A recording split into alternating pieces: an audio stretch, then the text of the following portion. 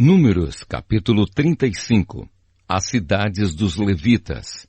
Nas planícies de Moabe, perto do rio Jordão, na altura de Jericó, que ficava no outro lado do rio, o Senhor disse a Moisés o seguinte: mande que os israelitas, das terras que vão receber, deem aos levitas algumas cidades onde estes possam morar e também terras de pastagens ao redor delas. Essas cidades serão dos levitas e eles morarão nelas. As terras ao seu redor serão para o gado, para as ovelhas e as cabras e para os outros animais.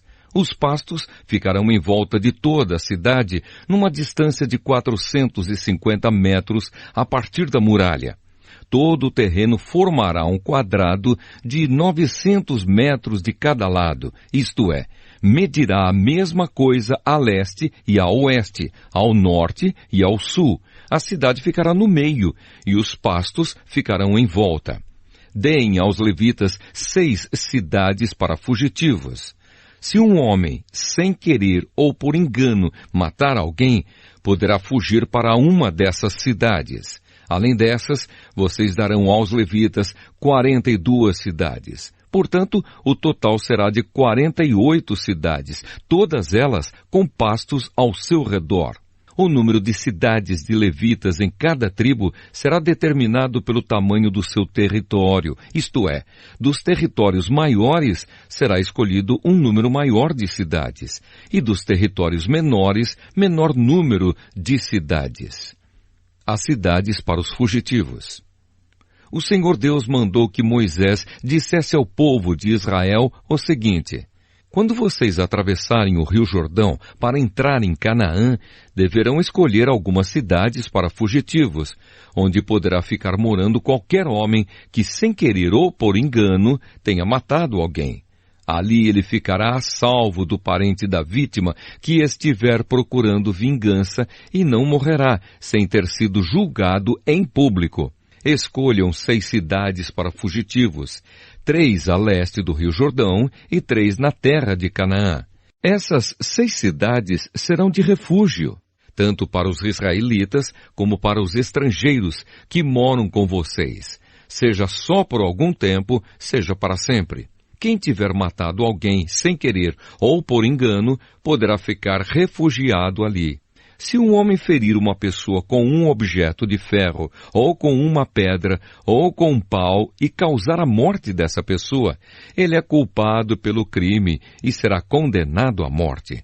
Quando o parente mais chegado do morto encontrar o assassino, deverá matá-lo. Se um homem empurrar o outro com ódio, ou jogar alguma coisa contra ele com má intenção, e ele morrer, ou se um homem esmurrar um inimigo e este morrer, o culpado será morto, pois é um assassino. Quando o parente mais chegado do falecido encontrar o assassino, deverá matá-lo. Mas pode acontecer que alguém, sem querer, empurre o companheiro que não era seu inimigo, ou atire, sem má intenção, alguma coisa contra ele. Pode acontecer também que alguém, sem ver, atire uma pedra que venha a cair em cima de alguém e cause a sua morte. Porém, os dois não eram inimigos, e quem matou não fez isso de propósito. Nesses casos, o povo julgará a favor do que matou sem querer e não a favor do homem que era responsável por vingar a morte do seu parente. O povo deverá proteger o homem que matou sem querer, não deixando que ele seja morto pelo parente do homem que morreu. O povo o fará voltar à cidade de refúgio para onde havia fugido, e ali o assassino ficará até a morte do grande sacerdote, que foi ungido com azeite sagrado. Mas se em qualquer tempo o homem que matou alguém sair da cidade de refúgio para onde havia fugido e o responsável por vingar a morte do seu parente o encontrar, ele poderá matá-lo e não será culpado por essa morte. O homem que matou alguém deverá ficar na sua cidade de refúgio até a morte do grande sacerdote, mas depois poderá voltar para sua casa. Essas ordens serão uma lei para vocês e os seus descendentes em todos os lugares onde vocês morarem. Quem matar uma pessoa será condenado à morte, conforme o que 2 ou mais testemunhas disserem.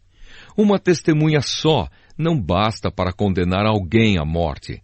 A vida de um criminoso condenado à morte não pode ser comprada com dinheiro. Ele será morto.